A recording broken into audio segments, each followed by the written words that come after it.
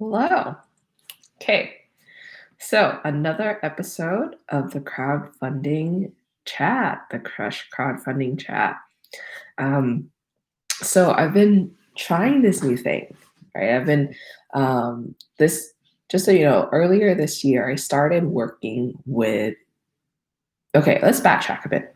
I've been working mostly with like hardware entrepreneurs and entrepreneurs who want to launch kind of things in like apparel, things in hardware, things in those types of categories. And earlier this year, I started working with people who are launching tabletop games. Right, people are launching tabletop games in on Kickstarter, and this past week, I've been kind of asking people if they've been interested in working in a small group to get their projects launched, right? And there's been a lot of excitement about it, a lot of uh, enthusiasm, and a lot of people really kind of thrilled to do that. So brings me, like why did I bring this up? Why did I bring this particular thing up? Well, one of the questions I asked, since I wanted to get a really small since I wanted to really get a really small group going, so it's more intimate, so that people have that accountability, so that people have that are able to get those conversations going. I asked some questions to make sure that the program that I'm putting together is the right fit, right? And one of the questions is, what are the two or three things that you just really want to know about crowdfunding? What are the two or three things that are really confusing about crowdfunding that you really want to know, that you're just kind of really struggling with? And overwhelmingly so, people talked about building an audience. Like overwhelmingly so, right? People, get to a point where they're like, okay, I have my product. I have this thing that I want to launch. I have this already. And I know now because I've been reading about crowdfunding. I've been reading about how to succeed on these platforms, how to get funded. And people say I have to have an audience. I have to have a crowd. And so that was kind of the biggest question. How do you build an audience and how do you build a crowd? So it was overwhelming, actually, the number of people who said that. And I was like, oh, wow, I guess this is one of those things, huh? And so that's why I wanted to take today to really talk about that, to really talk about kind of the strategies behind building crowd, the strategies behind getting an audience, because a lot of people want to take shortcuts, right? A lot of people want to take shortcuts and say, okay, well, if I just buy an email list, or okay, if I just do XYZ, things are going to be okay. But that's not the case, right? That's not the case. So, with that said, let's talk about audience building. Let's talk about getting people who are going to love your product and love what you do. Because that's what we want, right? People who love exactly what we do. Because, it feels better that way. It feels better if you're creating a product and working on a project that people actually like, and people are supporting you, because you don't want it always to be an uphill battle. You don't always want it to be something where you're just hoping and begging for attention, because it doesn't feel good, right? It doesn't feel good. If you like find an audience that loves what you do, they're gonna kind of gobble up everything that you produce. So okay, let's talk about this. When it comes to an audience and building an audience, there's no tricks. There's no tricks. There's no tricks. There's no shortcuts. There's nothing like that, right? What it really comes down to is making sure you know who your audience is. That's the key to it. And yeah, it probably sounds silly, or it probably sounds like I don't know, it probably sounds convoluted in a way because, like, hey, why is it that if I know my audience, then I'm going to be able to build a good one, right? Or why is it that if I know my audience, I'm going to be able to build one that will back me on crowdfunding? But that's kind of the trick. If there was a trick or if there was a secret, that would be it. You have to know who you have to talk to. You have to know who you have to market to. And so people kind of focus on the part where I have to build an audience, I have to build an audience, but they forget to really think about the fact that not only do they have to build an audience, but they have to know who their audience is first. And if they don't know who their audience is, there's no way they're going to build a good audience because you can easily build the wrong audience, right? So let's take an example. If you're if you're launching something, let's see, or kind of like physical products. If you're launching a new pair of like travel shoes, right? If you're launching a new pair of travel shoes and it's super eco-friendly and it's made from coffee or made from like hay or something, right? If it's like an eco-friendly pair of shoes, travel shoes, and you end up talking to just people who you're like, okay, there's like shoe collectors out there, right? I'm launching this eco-friendly travel shoe, and there's a lot of people who love shoes, right? And you're like, okay, here are these group of shoe collectors, so they're probably gonna love my product, right? And these shoe collectors here, who it's a community of 100,000 people, 200,000 people, they're shoe collectors, but guess what? They collect high heels, right? If they're the people who exclusively collect high heels, yeah, they collect shoes. But if they collect high heels, do you think they're going to be interested in this eco-friendly like travel shoe that you're offering? Like, okay, maybe, right? Maybe people who are obsessive collectors of high heels want to support an eco-travel friendly shoe, eco-friendly travel shoe. Yeah, they might want to do that. But more likely than not, they're probably going to be more interested in taking their funds and their backing to a different, high heel that they've already been collecting. They've already kind of been really knowledgeable about, and they have a community and they're talking about this already. And so what that means is this person who's launching this, eco-friendly travel shoe clearly isn't going to make a lot of headway talking in this group of people who are going to be really interested in learning about new high heels.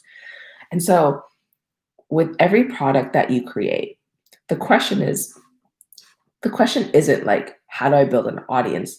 The question is, who is my audience? If you can't answer the who is your audience, you can't answer the how, right? There's no way you can't skip right to how. You can't skip right to building community because a lot of the time people build communities in the wrong way or people build the wrong communities.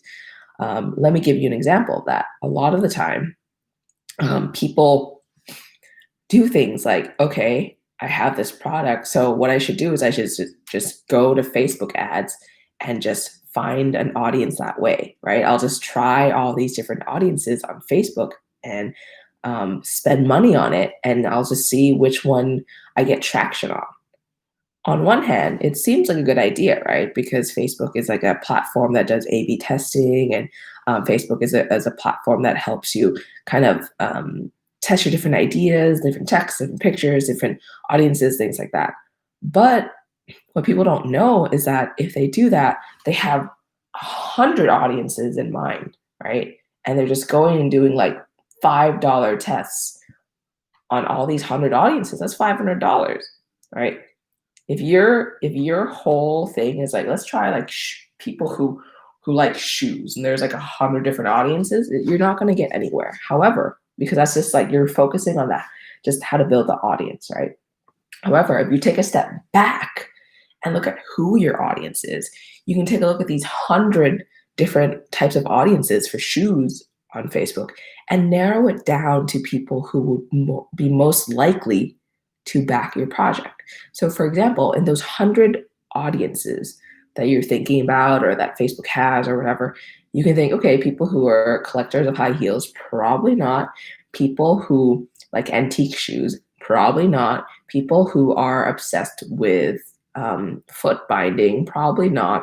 So there's all these different like categories within the big shoe category that you could probably just kind of shrug off because they're not the people who are most likely to like your stuff. And the way to do that is really to look at who your audience is, right? To look at who before you even go to like paid things. So what I usually do with this is I usually recommend when you start um, with whatever product, with whatever idea it is, right? There's steps to this. Start with writing down, just like, okay, let's just take out a piece of paper. If you're listening to this, take out a piece of paper. If you're watching a replay, take out a piece of paper, right?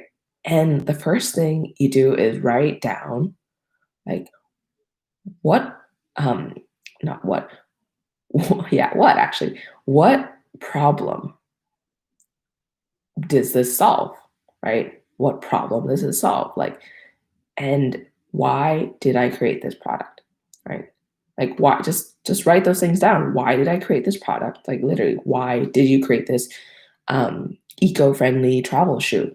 Was it because you were traveling and you saw like all the trash pileups in different countries, and you saw a documentary about how trash in the United States gets shipped over to different countries around the world and to be sorted, and you saw that there were a lot of shoes in it.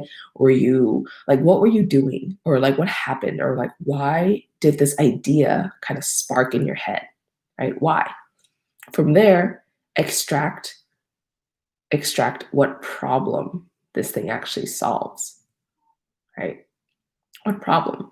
So, for example, this travel shoe, you can say, I came up with this idea because I was I was watching a documentary. I saw there were a lot of shoes that people were shipping to these different countries. When I traveled to China, I saw that um, there were just like piles of shoes that were trashed, and none of these are recyclable. And I've been an advocate of like climate change and all this, and so it all came together into this eco-friendly shoe that I wanted to build. Right? Whatever the story is, it's there. Whatever the inception story is, it's there. Whatever reason is behind you creating the product, it's there. You just have to extract it. So just take a moment, sit down.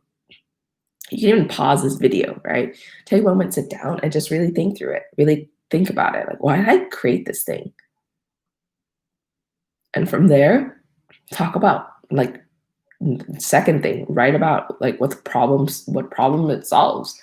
Right? You can, for the shoe, you can say, yeah, the coffee fibers or the hay fibers, whatever it's made from, right? The hay fibers help make the shoe itself live longer. It makes the material be tougher so that it actually has a longer life cycle than it has a longer life cycle than a normal shoe would.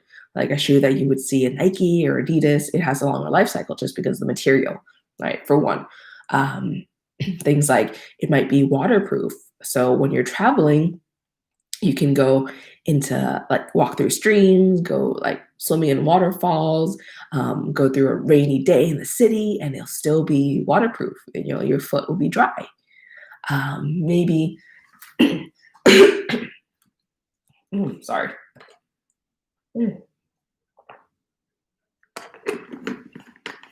So like,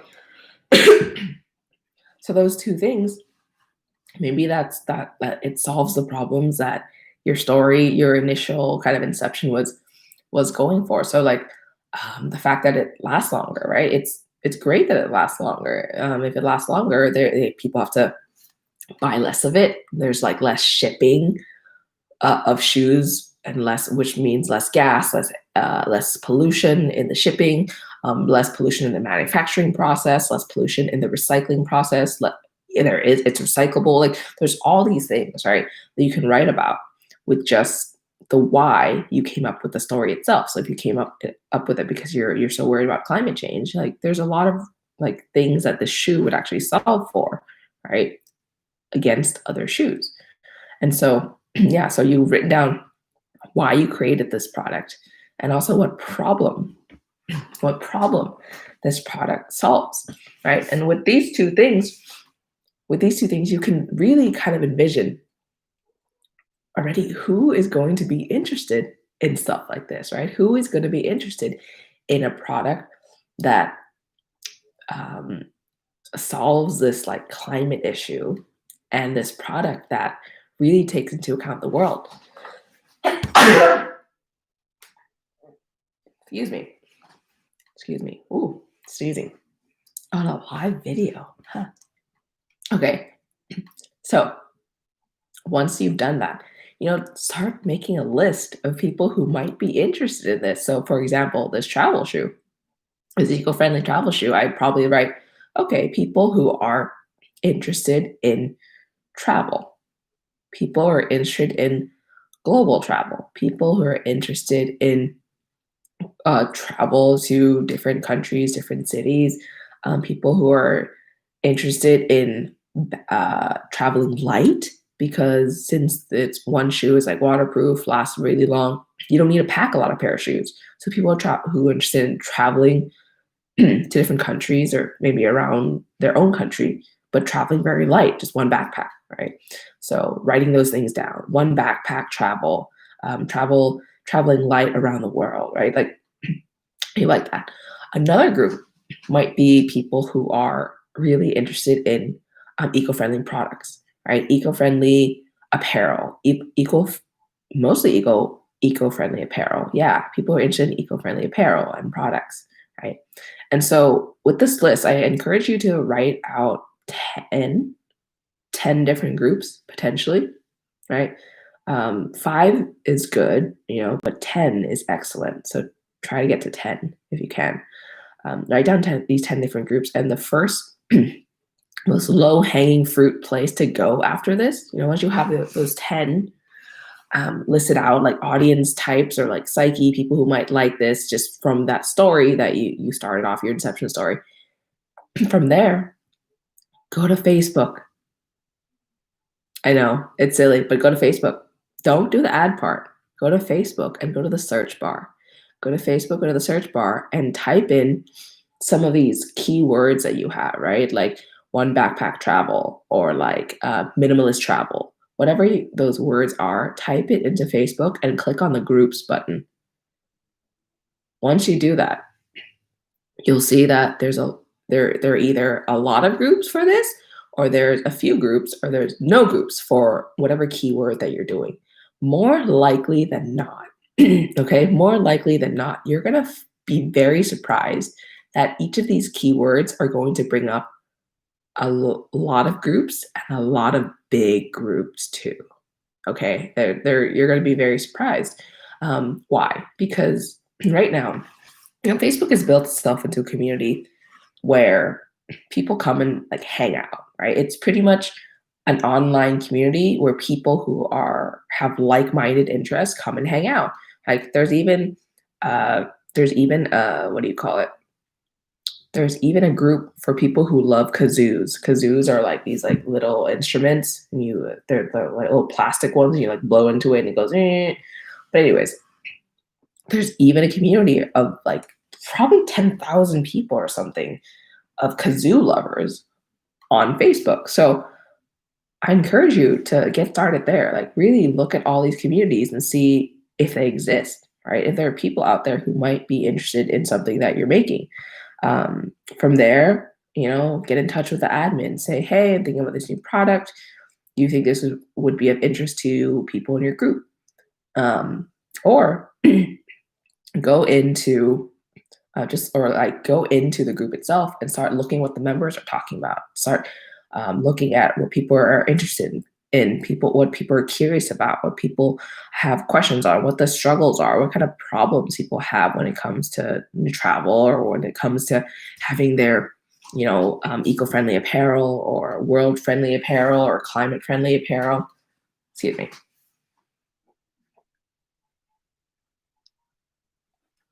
Anyways, yeah.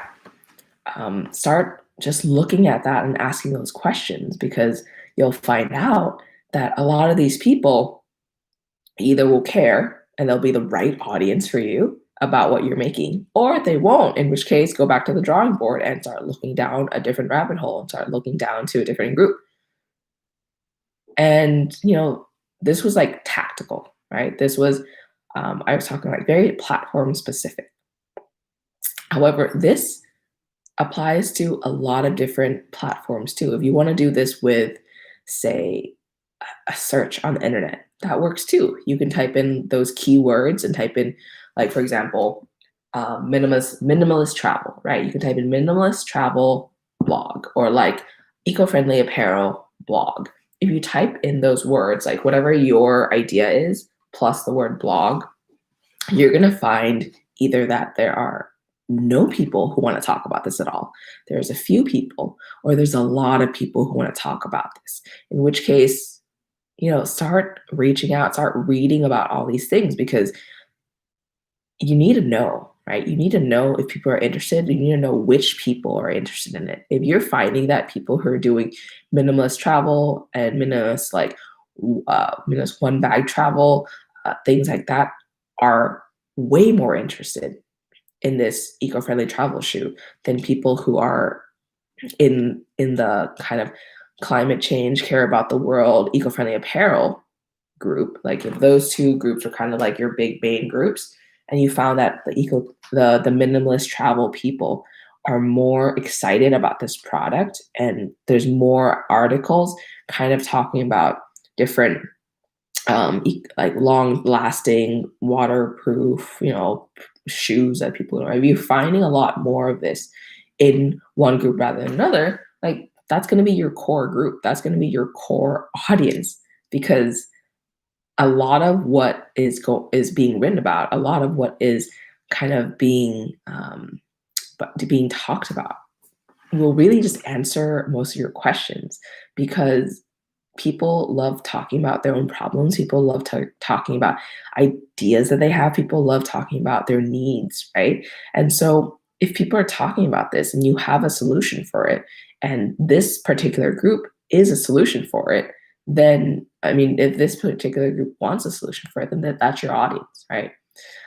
Again, this is very tactical. You can talk. I was talking about Facebook groups. I was talking about searching on blogs, but you can look anywhere. You can look at like hashtags on Twitter. You can look at subreddits on Reddit. You can look at pin boards on Pinterest. There's so many different channels where you can go and do this exact same research. But just remember the strategy. The strategy is that you have to really know why this product was created, what this product solves for, and who might resonate with these same ideas, right? If you figure that out, and you can go anywhere in the world and start looking for these people, right? And that's kind of the secret to building the right audience. You have to know the who before the how, right? The how is a completely different subject. You have to know the who first. And a lot of people skip this part. Unfortunately, a lot of people do skip this part. And that is one of the main reasons why campaigns fail. One of the reasons why projects fail is because people don't take the time and the effort to really figure out who their product is for. So I like, for example, if you go to like Kickstarter or Indiegogo and you look at different campaigns that have, launched and failed, right? A lot of the time it's a problem of audience. They either didn't have a big enough audience of the right people, right? Because you need a big audience to get a product funded. They didn't have a big enough audience of the right people, or they just didn't have the right people supporting them, although it's a really cool product. One example of this is, I was recently talking to this game designer, and he launched this game, and it was, he was getting a lot of traction in the community, in the game community. He's a really great guy. Like, he's been working on this for a long time, and he's a great artist. And then he launched this game, and it didn't fund, right? And so we were kind of diagnosing it. We were like, okay, so who's your audience? Like, what's this for? How'd you build your audience? We're kind of going through like all these things. And then we found out that kind of he was kind of pushing a boulder uphill in a way, right? The game it talks about the game talks about um, kind of like cryptids. So things like Loch Ness Monster, things like Bigfoot, things like it incorporates all of these different like fun little creatures into the game itself.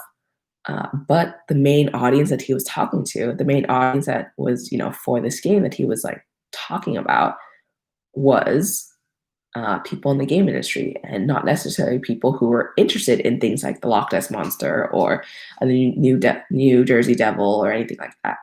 But throughout our conversation, he was like, "Oh yeah, people from who like have huge cryptid communities, people who have like subscription boxes about cryptids, people who have a community of like a blog about cryptids. They actually reached out and they were like, "Oh, once this thing is live, I'd love to like work with you on this." And stuff like that should actually be a clue, right? When you're building your audience, when you're starting to talk publicly about your game or whatever product it is, if you're starting to talk publicly about it, and certain groups reach out to you and they're like, "This is amazing for my community," that should be a clue that there might be people who are going to be there who are super interested in what you're doing that you might not be thinking about. And so the audience for this game is actually the cryptid community rather than just a typical game community.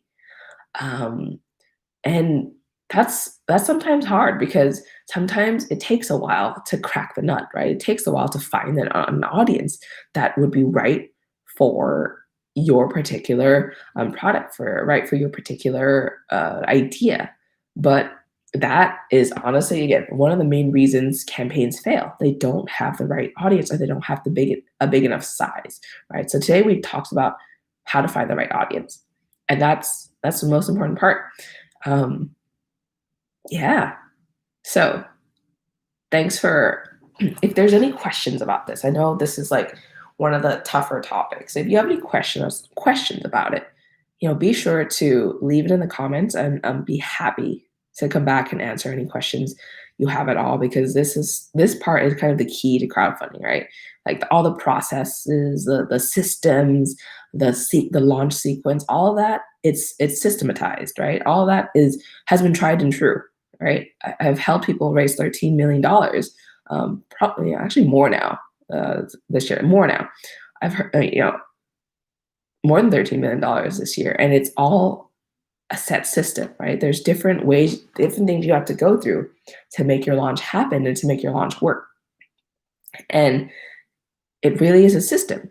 And the part of the system that people fail a lot of the time is that audience part. Is the audience part. You actually, a lot of people just don't know what to do when it comes to the audience. So I encourage you to really do this activity. And I really encourage you to, write down the why you created the product, the what problems it solves, and kind of the groups that would resonate with this, because that's your key, one of the keys to your success. So thank you for watching this. Thank you for being here with me. Yeah, thank you for being with me today. And if you enjoyed this, please be sure to like, subscribe, and comment, because it really helps to the video get found. And I will see you next time. Bye.